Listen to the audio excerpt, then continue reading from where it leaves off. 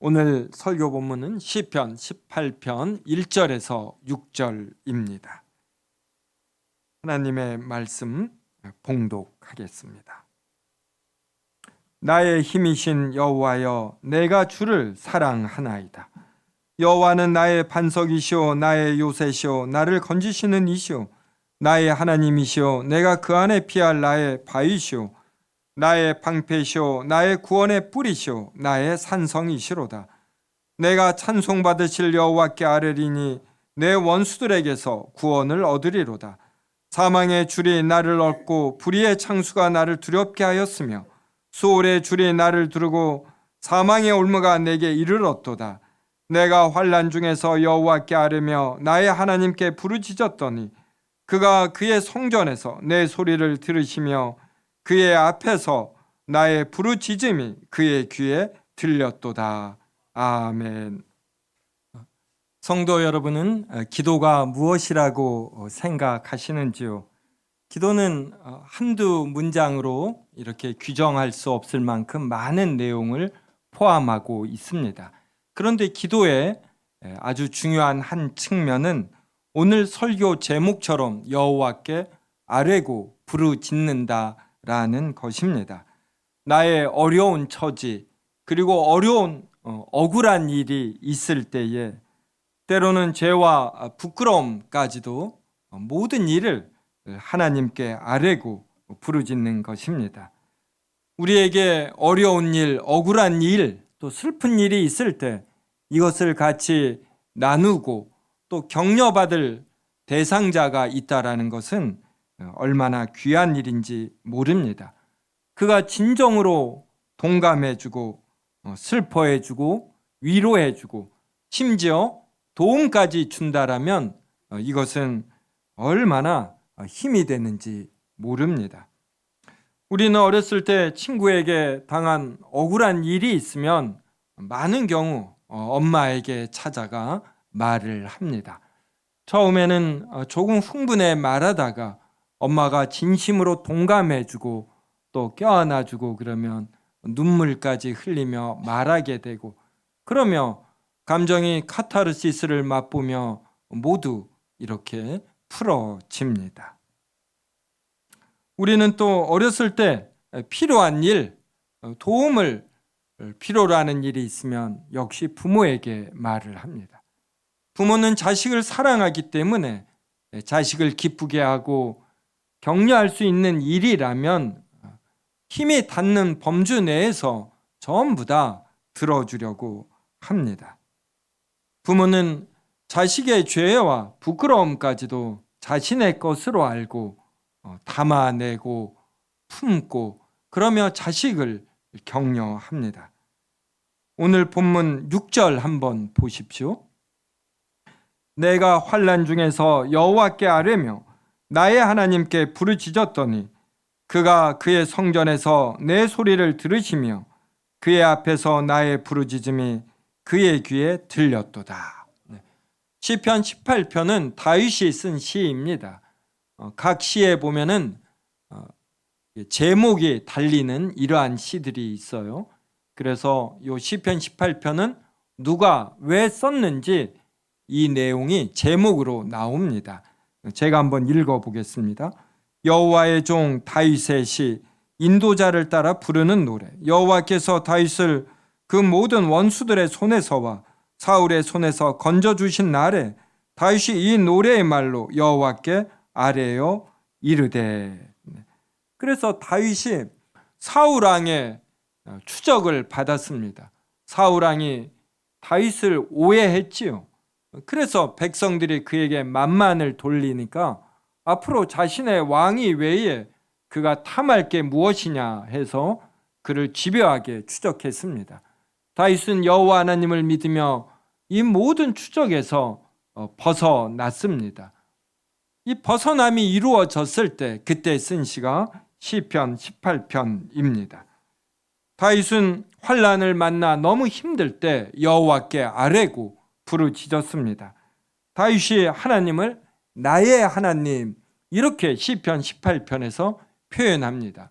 너의 하나님, 우리의 하나님 이기 이전에 바로 나의 하나님이다. 나의 하나님이기 때문에 바로 그 하나님께 모든 것을 아뢰고 부르짖습니다. 우리는 하나님을 너무 멀리 생각하면 안 됩니다. 오늘 우리가 예배드리며 찬양하고 또 기도했습니다. 그때 그 하나님을 나의 하나님으로 인식하고 받아들이고 그러며 찬양하고 기도해야지 됩니다. 다윗은 자신이 여호와께 아뢰고 부르짖을 때에 그것이 헛된 외침이 아니라 여호와께서 들으신다고 여겼습니다. 자신의 부르짖음을 여호와께서 들으신다고 확신했습니다. 그리고 실제로 여호와께서는 자신이 선택한 자녀들의 아뢰과 부르짖음을 듣습니다. 미세한 음성도 큰 사랑으로 살피시어 놓치지 않고 다 들으시고 반응하십니다. 북한에서 서로 전화 통화를 하면 우리나라 정보기관이 아주 뛰어난 장비를 가지고 이것을 듣습니다. 아마 북한도 어느 정도 우리나라 어떤 군인들이 통화하고 이런 거 다 들을 것입니다. 그런데 사람이 만든 기계로 듣지 못하는 게 있으니 이 사람 내부에서 이렇게 말하는 것이에요. 이렇게 되뇌이는 거, 미세한 음성으로 속삭이는 것, 마음속에 쌓아두며 마음으로 말하는 것, 이것을 듣지 못합니다. 그런데 하나님은 우리의 마음속의 소리까지도 다 들으셔요. 우리가 많은 것을 먹으면 그만큼 밖으로 배출해야지 됩니다. 배출하지 않으면 이 내부에 쌓여 있는 것에서 독이 나옵니다. 그래서 큰 병에 걸립니다. 이러듯 우리 안에 들어오는 여러 감정들이 있습니다. 우리가 사람들을 만나고 여러 일들을 치를 때 긴장함이 있죠. 그리고 그에 대한 반응들이 있어요. 이것들을 보면서 우리 안에도 그대로 여러 생각과 감정들이 쌓입니다. 특히 남에게 듣지 못한 소리를 들었을 때, 억울한 일을 당했을 때, 또 슬픈 일을 당하였을 때, 그때 이 감정들이 이 내부에 쌓여 있는 것이에요.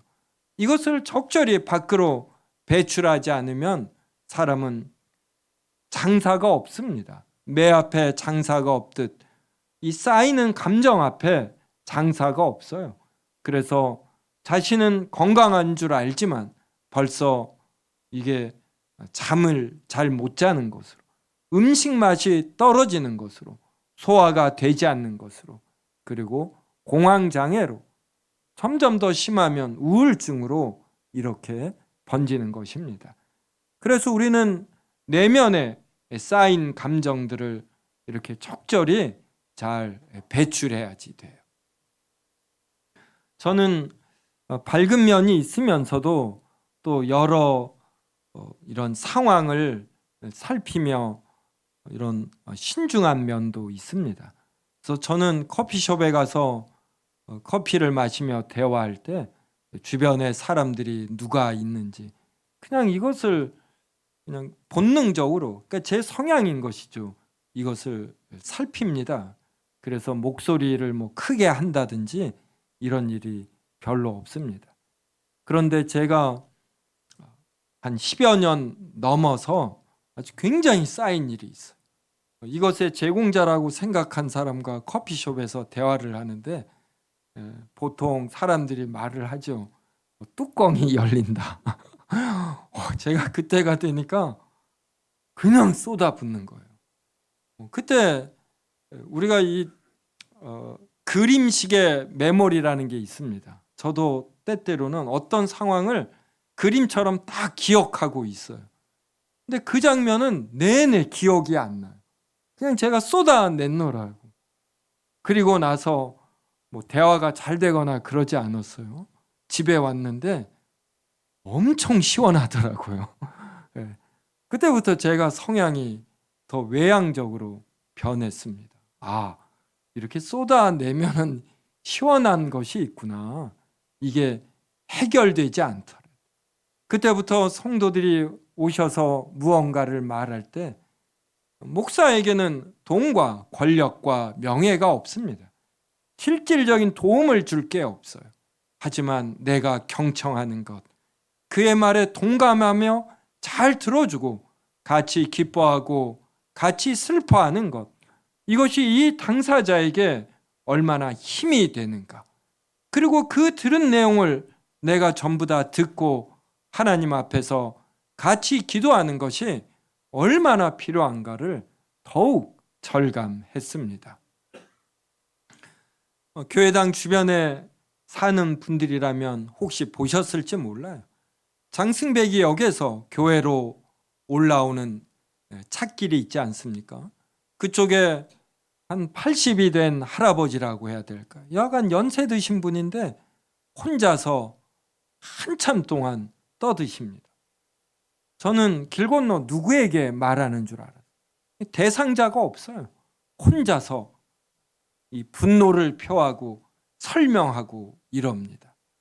이런 분을 가끔 이 공원 벤치에서도 봐요. 벤치에 혼자 앉아서 혼자 대화합니다. 무언가를 막 설명해요. 그리고 듣는 듯한 태도를 취하다가 또다시 화가 나서 무언가를 계속 말하는 것입니다. 내면에 쌓인 생각과 감정을 잘 처리하지 못하고 그대로 둘 때에 절대로 고름이 살이 되지 않듯 이 생각들은 건전하게 변하지 않고 이 사람을 해치는 독이 됩니다. 공격무기가 되는 것이에요. 이럴 때 우리 신자들은 어떻게 해야지 됩니까? 감정들이 쌓일 때, 무언가 억울하고 무언가 분노가 일 때, 그때 우리는 여호와께 아뢰고 여호와께 부르짖는 것입니다. 이것을 여호와께서는 반드시 들으셔요. 우리가 사람에게도 아뢰고 부르짖을 수 있습니다. 하지만 사람은 이것을 오랫동안 잘 수용하지 못합니다. 사람의 사랑과 능력과 궁유라면은 한계가 있어요.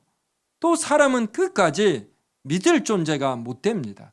첫째로는 관계가 좋을 땐 괜찮지만 관계가 나쁠 때 나의 비밀까지도 공격무기로 사용하는 존재가 사람입니다.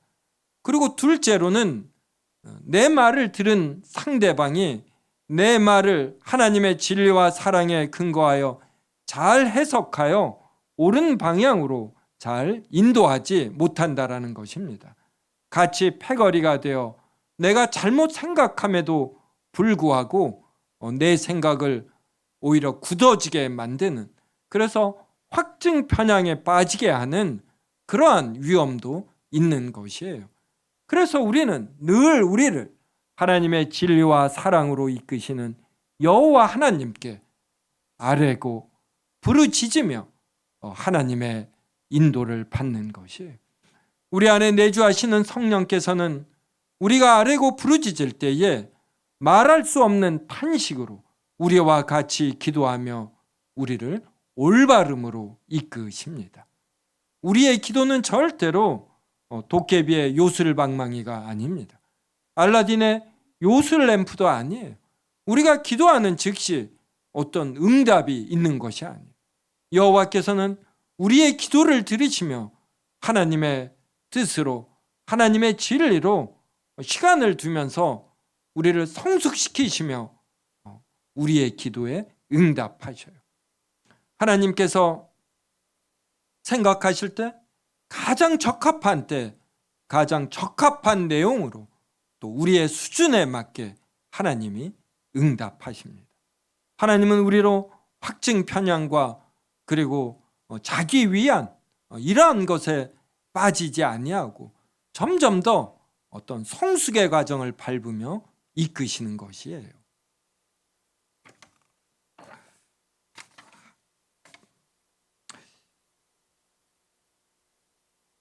우리는 이렇게 우리의 아뢰음과 부르짖음을 들을 하나님이 계십니다.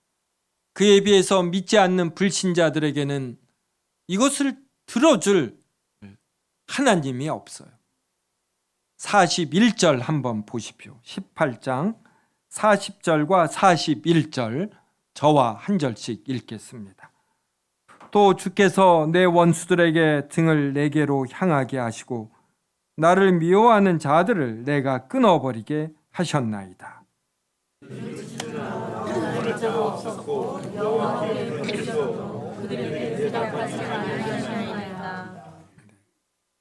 다윗이 하나님께 아뢰고 부르짖을 때에 주께서 다윗의 원수들에게 등을 다윗에게로 향하게 하시고 다윗을 미워하는 자들을 다윗으로 하여금 끊어버리게 하셨습니다. 그럼 이 끊어버림을 당해서 어려움을 당하는 적들도 이렇게 부르짖겠죠. 41절에 보면 그들이 부르짖으나 구원할 자가 없었고 여호와께 부르짖어도 그들에게 대답하지 아니하셨나이다. 악한 자, 불신자들은 어려움에 처할 때 부르짖습니다. 그런데 이것은 우리가 뜨거운 물에 접촉하면 뜨거워서 아 뜨거워라고 비명을 지르듯 이러한 비명에 지르지 않아요. 진리와 사랑의 하나님이 아니라 도깨비의 요술방망이, 알라딘의 요술램프에 나오는 거인에게 간구하듯 진리와 사랑이 없는 이기적인 이런 비명소리에 지나지 않습니다. 그들은 여호와 하나님을 진정한 하나님으로 모시지 않기 때문에 여호와께서 그들에게 응답하시지 않습니다.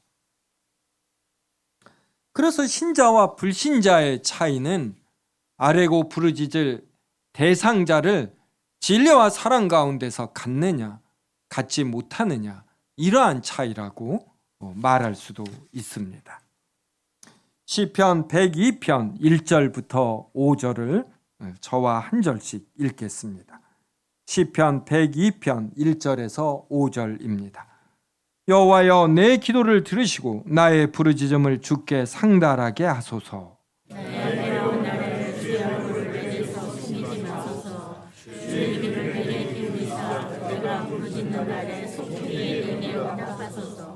내 날이 연기같이 소멸하며 내 뼈가 숯같이 탔음이니이다. 내가 먹기로 잊었으므로 내 마음이 불같이 시들고 말라버렸사오며. 같이 읽습니다. 나의 탄식 소리로 말미암아 나의 살이 뼈에 붙었나이다. 시편 102편 이 제목이 무엇이냐면 고난 당한 자가 마음이 상하여 그의 근심을 여호와 앞에 토로하는 기도. 자막으로 나오죠. 고난당한 자가 자기 마음이 상하여 그의 근심을 여호와 앞에 토로하는 기도. 성도 여러분이 고난당할 때 그러면 마음이 상하지 않습니까? 한 다리가 천리라고 제가 힘들 때 제 어머니가 깊이 공감해 줍니다. 그 다음에 한 다리가 천리라고 제 누님은 좀 약해요. 사촌, 팔촌은 정말 천리만큼 이 감정에 공감하는 게 약합니다. 남은 얼마나 더 하겠어요. 여러분 아마 자신이 너무 어려워서 말을 하는데 상대방이 건성으로 들을 때 그때처럼 인생에서 슬픈 것도 별로 없어요. 사람은 참 좋고 아름답고 믿을 수 있는 존재이면서도 먼 존재이기도 합니다. 그래서 우리는 나도 그런 존재에 지나지 않음을 알며 사람을 적절히 이해하고 그래서 사람 대신에 하나님을 깊이 우리가 신뢰할 줄 알아야지 돼요. 그래서 여러분의 근심, 탄식을 여호와 앞에 토로해야지 사람 앞에 넘어가면 안 됩니다. 사람은 2번, 3번 하면 좋은 소리도 듣기 싫다며 경청하지 않습니다. 도움을 줄 수 있는 크기도 정해져 있어요. 사람은 2번, 3번 반복하여 도움을 잘 주지 않습니다. 102편 1절 보십시오. 여호와여 내 기도를 들으시고 나의 부르짖음을 주께 상달하게 하소서. 하나님은 우리의 기도를 상달 받으시는 분이셔요. 2절에 나의 괴로운 날에 주의 얼굴을 내게서 숨기지 마소서. 주의 얼굴을 우리로 향하여 우리를 따뜻하게 만들고 우리에게 필요한 도움을 주십니다. 주의 귀를 내게 기울이사 내가 부르짖는 날에 속히 내게 응답하소서.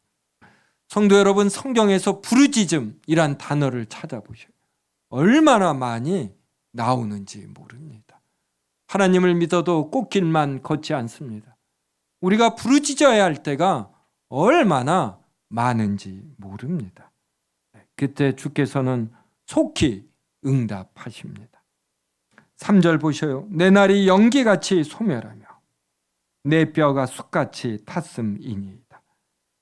우리나라에선 내 속이 숯처럼 탔다 그러죠.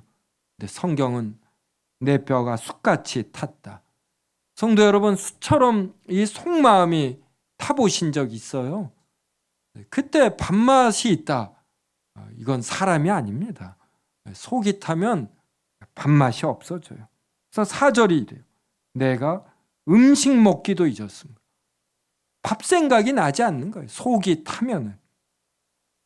내 마음이 풀같이 시들고 말라 버렸사오며. 이 성경이 얼마나 문학적이고 사실적인지 몰라요. 정말로 우리의 마음이 풀같이 시듭니다. 그리고 말라 버려요. 그때 5절 보세요. 나의 탄식 소리로 말미암아 나의 살이 뼈에 붙었나이다.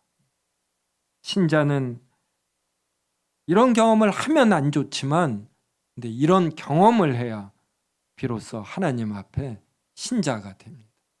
그래야 겸손해져요. 그래야 사람을 비로소 이해한다 할 수 있습니다. 비로소 사람을 상담하고 경청하고 그의 아픔을 이해할 수 있다. 이렇게. 이걸 경험하지 않고 어떤 궁휼함과 동정함을 깊이 갖기가 사람으로서는 얼마나 힘든지 모릅니다.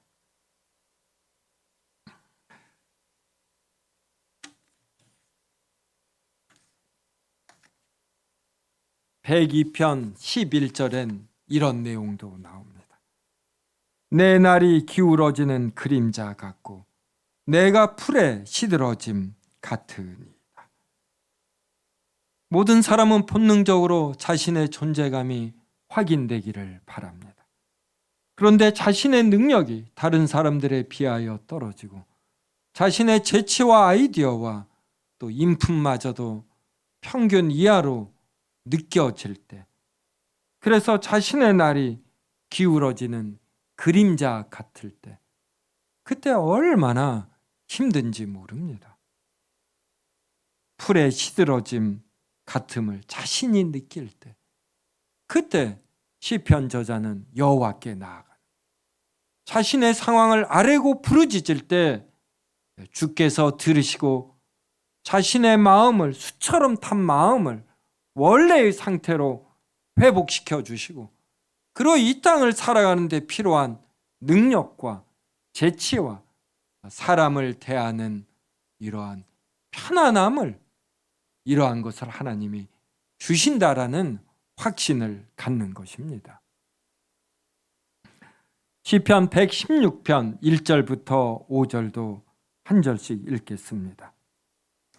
여호와께서 내 음성과 내 간구를 들으심으로 내가 그를 사랑하는도다.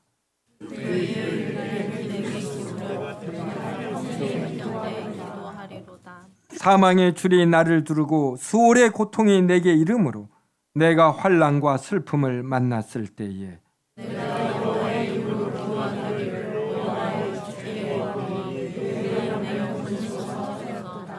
같이 읽습니다.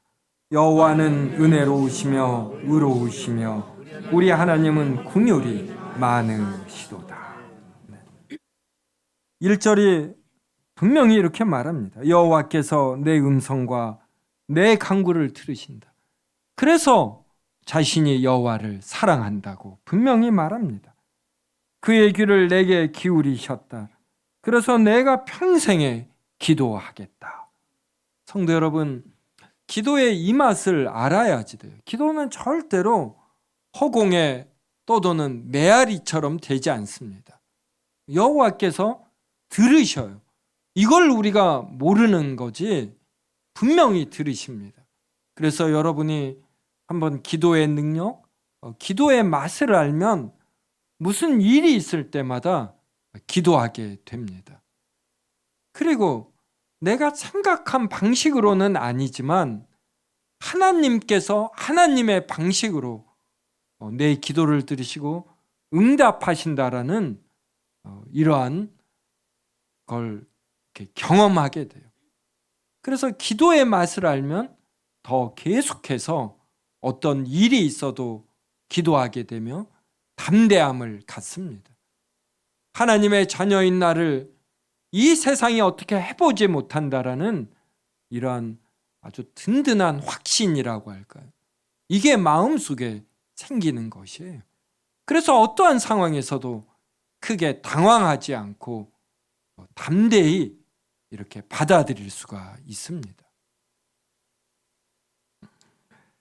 3절에 사망의 줄이 나를 두르고 수월의 고통이 내게 이르므로 내가 환난과 슬픔을 만나요. 환난과 슬픔 없는 인생이 어디에 있습니까? 2023년만 해도 슬픔과 환난이 우리 각자의 삶에 다 있습니다. 4절 그때 내가 여호와의 이름으로 기도하기를 여호와여 주께 구하오니 내 영혼을 건지소서. 여호와는 도대체 어떠한 분이기에 이 기도를 들으시고 응답하시고 우리의 영혼을 건지시는가? 5절에 답이 나오죠. 여호와는 은혜로우셔요. 의로우십니다. 그리고 긍휼이 많으셔. 긍휼은 불쌍히 여긴다 이 뜻이에요. 하나님은 늘 우리를 불쌍히 여기셔서 은혜로우시다라는 것은 거저 모든 걸 공짜로 주신다 이러한 뜻입니다. 하나님이 이러하신 분임을 우리는 알기 때문에 무당이 하는 기도와 틀려요. 무당은 어떠한 기도도 합니다. 심지어 조선시대에 보면 이렇게 인형으로 만들어 바늘로 계속 찌르죠. 이걸 무속인들이 가르쳐 주는 거예요. 거기는 진리가 없어요. 사랑이 없습니다. 자신의 목적을 어떻게든 달성하는 거예요. 하지만 하나님은 사랑이시고 진리시고 의로우셔요. 가장 옳은 것이 하나님의 가장 적합한 때에 우리로 철들게 하시며 응답케 하시는 분이 하나님이신 것이에요. 그래서 우리는 아뢰고 부르짖고 그때 하나님이 위로하시며 나의 확증 편향에 빠지지 않고 내가 어떻게 대처해야 하는지 지혜도 알려주시고 우연을 통하여 사람을 만나게 하시고 그리하여 작은 빛이 점차 커집니다. 그러니까 우리가 환난을 만날 때 하나님이 피할 길을 주신다. 이 말씀 믿으셔요? 네, 저는 믿습니다. 어떤 어려운 일이 있어도 작은 빛이 있어요. 이 빛을 붙들고 한 걸음 두 걸음, 하루 이틀, 한 주 두 주 이렇게 견디고 나아가면 이게 점점 커집니다. 무당의 끝은 파멸이에요. 파멸. 끝이 안 좋습니다. 당장은 응답되는 것 같죠. 하지만 이 응답이 그 사람에게 패착이 됩니다. 하지만 우리는 전화위복이 돼요.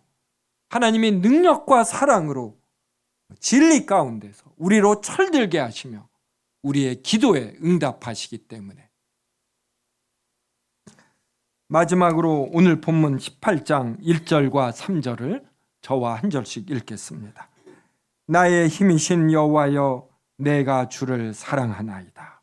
여호와여 나의 반석이시오 나의 요새시오 나를 건지시는 이시오 나의 하나님이시오 내가 그 안에 피할 나의 발이시오 나의 방패시오 나의 구원의 뿌리시오 나의 산성이시로다. 같이 있습니다. 내가 찬송받으실 여호와께 아뢰리니 내 원수들에게서 구원을 얻으리로다. 여호와는 우리의 힘이에요. 그래서 우리가 힘이 부족하면 여호와께 간구하는 것입니다. 여호와는 나의 반석, 요새, 그리고 나를 건지시는 이십니다. 그리고 다른 이의 하나님이 아니라 바로 나의 하나님이에요. 그러니까 나의 하나님이니까 나에게 온통 집중해서 나의 부족함이 무엇인지 살피고 채워주시는 것이에요. 그래서 여러분, 우리나라는 우리라는 단어를 쓰는데 기도할 때 나의 하나님 그러셔요. 나의 하나님. 네. 내가 그 안에 피할 나의 바위고 방패고 구원의 뿌리고 산성이십니다. 우리의 모든 원수들에게서 구원을 얻게 하셔요. 하나님이 이러하신 분이기 때문에 우리는 기도를 하는 것입니다.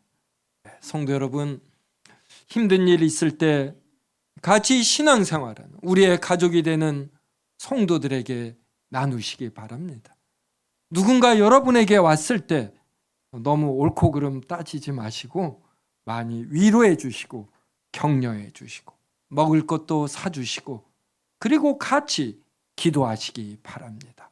어려운 일이 있을 때 성도들에게 위로를 받고 최종적으로는 하나님께 아뢰고 마음껏 부르짖으며 하나님의 위로를 받으시기 바랍니다. 우리의 힘이 되고 산성이 되고 요새가 되고 바위가 되시고 우리를 구원하시는 나의 하나님은 반드시 시간 속에서 우리로 성숙하게 하시며 우리의 기도에 응답하십니다. 이러한 하나님을 크게 누리고 이용하시고 그래서 하나님이 주시는 풍성한 기도 응답 크게 누리시기를 바랍니다.